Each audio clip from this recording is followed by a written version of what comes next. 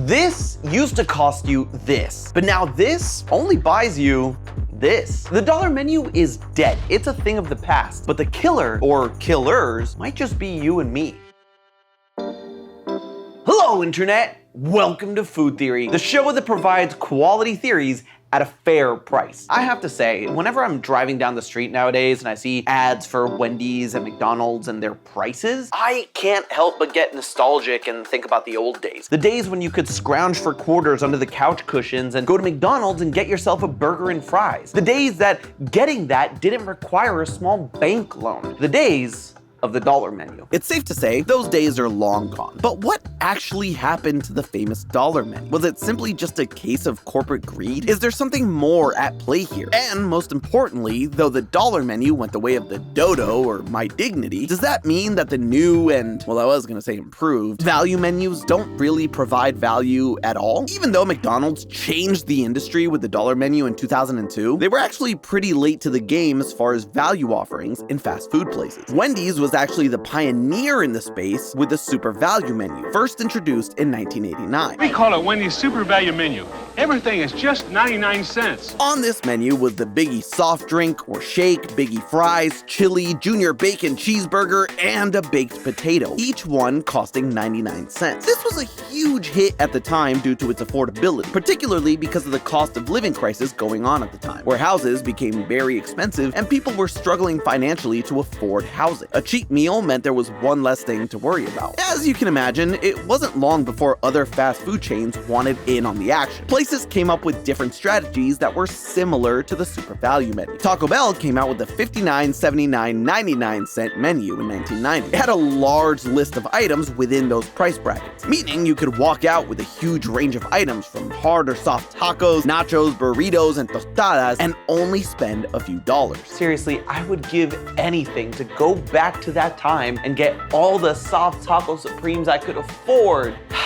But I'm stuck with $3 a pop. Fast food chains through the 90s tried to combat things differently by simply lowering the prices of items on their regular menu, but that wasn't really working. So sure enough, chains like Burger King followed in the footsteps of Wendy's and Taco Bell, launching the 99-cent Great Taste menu in 1998. This menu offered items like a 5-piece nugget, bacon cheeseburger, onion rings, french fries, or a drink, all for 99 cents. The Golden Arches didn't cave until years later. In 2002, they released their version of the value menu, but they did something different. Rather than coming up with super catchy names like the Wendy's Super Value Menu or the 99-cent Great Taste menu, McDonald's simply called it the dollar menu because it said everything it needed to in 2 words. There's a menu and every item costs $1. The dollar menu offered similar to what other places were doing: fries, drinks, a cheeseburger, but also offered the McChicken sandwich and apple pie, all for $1. And in this world, marketing is king, and McDonald's is the king of marketing. So the dollar menu became the gold standard of value. The golden age of the Golden Arches ended in 2018 though, when McDonald's axed the dollar menu and instead rolled out the value menu, which had multiple items ranging from $1 to $3. Needless to say, people weren't happy and started asking questions. Mostly, what? Why? And where can I buy cheap pitchforks? The what is dollar menu went bye-bye. The pitchforks, honestly, probably at Lowe's or something, I don't know. And the why comes down to 3 major reasons: inflation, boring, not corporate greed, gasp, and finally, us, the customers. Beginning with the chain that started it all, we're gonna look back at the items originally on the Wendy's Super Value menu and see how much it would cost us to get those items today. Looking at the most recent menu, and obviously this can vary depending on location, a junior bacon cheeseburger costs $2.99, a baked potato $2.69, nice, soft drink $2.69, nicer, a milkshake or frosty $2.59, fries $2.69, nicer still, and finally, chili now costs $3.19. Remember, all these items did cost 99 cents, so we're looking at a $1.60 to $2.20 increase in cost since the value menu first launched. In the 90s, $3 could get you fries, a burger, and a drink. Now, $3 gets you fries and 31 cents, which in this economy is getting you nothing. And speaking of,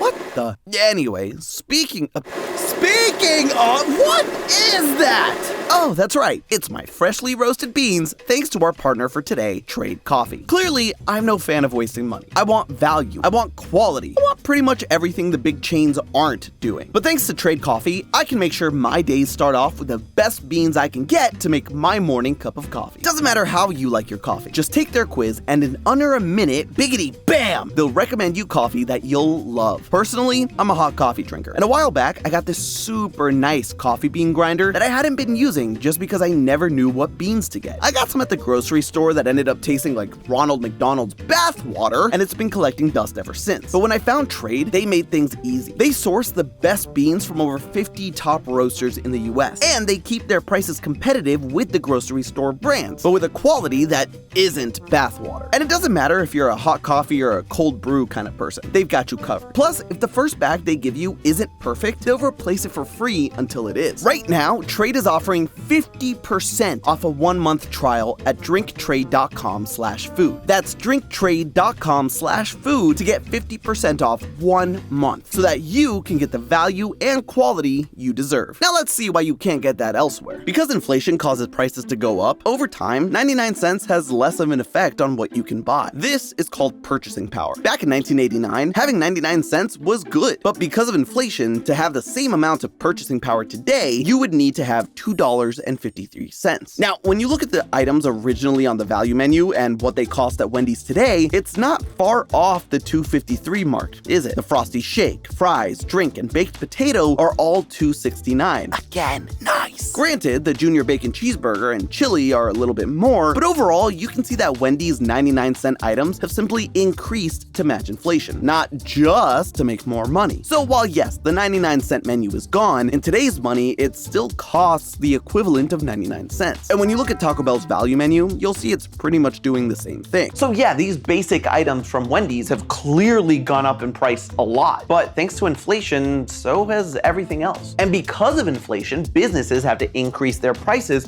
so that they can still turn a profit. It's just basic business. But inflation is the boring answer, and not even that correct of an answer to begin with. Because, especially for McDonald's, the dollar menu was never about turning a profit. So while inflation definitely does factor in, it's not that big of a factor because Mickey D and the Funky Bunch don't mind losing money that way. Which leads us to my next point. For once, it's not corporate greed. It says here, pause for gasp. Are you gasping? If you did gasp, let me know by clicking the subscribe button. But yeah, for once, it's not corporate greed. And I am choosing my words carefully there, because it's not McDonald's corporate that cared about ending the dollar menu or not. It was the franchisees. Seriously, McDonald's corporate does not give a flying fry whether the dollar menu is on the menu or not. We've covered this before, but TLDW, McDonald's makes the lion's share of their money from real estate, aka the rent they take from franchisees. If you actually break down the numbers, it can be deceiving. In 2014, for example, McDonald's made $9.2 billion from its franchise locations, and a whopping $18.2 billion from corporate-owned locations. Now, you might see this and be confused because only a third of the revenue comes from those franchise owners, except the devil is in the details, or in this case, the profit margins. McDonald's only retains 16% of the revenue made in corporate locations, but an insane 82% from the franchises. Why? It costs a boatload more to actually run your own store than to just sit back and collect the moolah. And that revenue isn't just from rent, it is also from the food. But the way that relationship works between McDonald's corporate and the franchise owners is that McDonald's takes a cut from the top line sales, meaning the revenue something makes before accounting for its costs. Let's look at it this way. Assume a burger takes $3 for a location to produce, and that includes ingredients,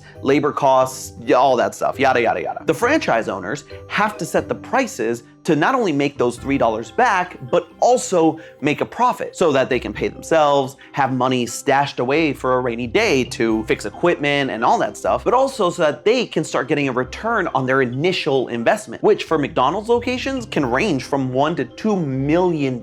But corporate comes in and says they get a percentage of that final price. If that burger ends up costing $5, McDonald's doesn't get a cut of the profit of that burger after the franchise owners take out the $3, they get a cut of the $5 themselves. So if a location were to set the price of that burger to $3, just enough to recoup all their costs, not only would they not make a profit, but they would actually lose money every sale. This ties back to the dollar menu because even if it's just from $1, McDonald's corporate makes money, especially on a scale of millions of customers daily. The franchise owners, though, lost a lot of money. To be fair, it wasn't just at McDonald's. Burger King franchisees actually sued the King back in 2009 when corporate introduced a $1 double cheeseburger promotion. It's actually a fascinating relationship because to corporate, so long as the locations are standing and people are walking in, they're making money. So offering promotions like a dollar menu or other things that keep people rushing through the door is a flat out win for them, even though that would come at a loss to franchise owners. Doesn't matter because to them, the goal is sheer numbers. The owners are the ones in the weeds, the ones that need to worry about how much each item will actually profit them. And this is where greed sets in because they want to make as much money as possible. So from minute one, they wanted the dollar menu to die. They fought McDonald's tooth and nail to make that happen, but we played our part in that too. Yeah,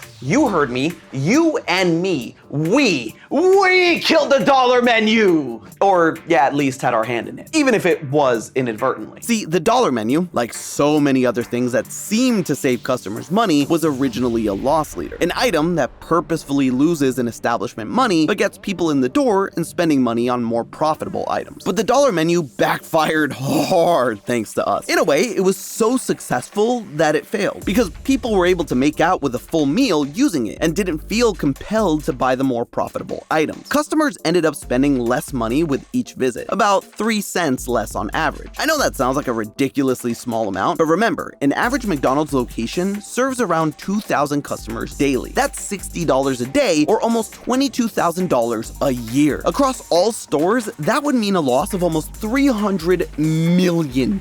It also didn't help that very popular items were on the dollar menu. You had double cheeseburgers, nuggets, drinks, and fries. All the greatest hits. It's no coincidence that when McDonald's officially axed the dollar menu in 2018 and reintroduced the revamped value menu, that fries were conveniently left off the list of items. Not only are fries the most popular item on the McDonald's menu, meaning they're a guaranteed customer buy, but they also have one of the highest profit margins. So, not selling them at full price is a pretty bonehead move from a business perspective. Yeah, you heard me, boneheaded. Because it may have been awesome for us, the customers, but it was a really flawed execution from the jump. And the fact that it lasted over 15 years is nothing short of a miracle. And now all we can do is look back at the good old days of value. But, and like me, there is a big old but here, was the dollar menu ever really that good to begin with? And is value as we knew and loved it really gone forever? Well, to determine that, let's go back in time a bit and compare a dollar menu meal to the new value menu meal. Today, the limited edition McDouble meal deal costs around $5 depending on where you live and comes with a McDouble, 4 nuggets, small fries, and a small drink. This will be our baseline. Back in 2002, those 4 things would cost $4 off the dollar menu. But how much was each item normally? Luckily, there are pictures of the menu from back in 2001, which should help us get a pretty close estimate. Taking a look at this horrifically pixelated menu, we can make out the price of the small drink and small fries to be $1.19 and 99 cents respectively. From there, the comparisons get a bit trickier. See, the McDouble is essentially just a double cheeseburger, but with only 1 slice of cheese. The double cheeseburger was on the dollar menu and sold with Happy Meals, but not as an individual item. So getting its regular price takes a bit of finagling. The closest regular item at the time would be the Big and Tasty, around a similar amount of beef with similar toppings that sold for $1.49 or $1.69 with cheese. The nuggets are a similar tricky situation because the dollar menu was a 4-piece nugget, but the closest regular item was a 6-piece that sold for $2.29. Let's take this at face value and say that each nugget is worth about 38 cents based on that price. A regular 4-piece nugget would then cost about $1.53. In total, spending $4 on those 4 items would save you a whopping $1.40. Basically, you're saving almost 26% by going with the dollar menu version. Not bad at all. Now let's flash forward to today. Those $4 are now $5. But looking at my local McDonald's menu for the individual items, small fries cost $3.89, a small drink $2.19, 4-piece nuggets cost $3.49, and a McDouble costs $3.59, meaning the total cost of the meal is is $13.10. Is that outrageous compared to the $5.40 it would have cost 23 years ago? 100%. But with the value meal priced at $5, you're actually saving about 62%. So as far as value goes, there's way more value in the offer being given now than back in the good old days, which were great, but maybe not as good as we remember. See, there's a bit of a Mandela effect that's happened over the years. People remember going into McDonald's with a couple of quarters and making out like bandits with a drink, fries, a burger, and a fourth item, be it nuggets or a dessert. But that was never a thing. I mean, maybe it was in the 60s, but not on the dollar menu. A full meal, burger, fries, drink, and that fourth item, be it nuggets or a dessert, was $4. Don't get me wrong, still a great deal. But when you realize it barely saved you $1.50, suddenly it doesn't seem like such a steal. Whereas today, you're actually stealing from McDonald's